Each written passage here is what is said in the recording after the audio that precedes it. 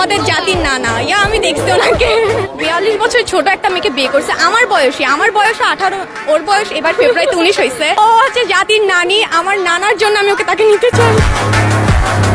কয়দিন পর যদি মারা যায় ওনার ছেলের সাথেই চলে যাবে। নতুন ছাত্রী স্কুলে, আমি কি ওদের স্কুলের ছাত্রী? আমি তাহলে নতুন ছাত্রী, অতিথির মতো। আমাকে আমার সাথে কি ওই ব্যবহারটা করতে পারে? আমি কি দে খাতা দে, এখনই দিবি, 1 সেকেন্ড। হ্যালো ভিউয়ার্স, কেমন আছেন সবাই? আশা করি সবাই ভালো আছেন।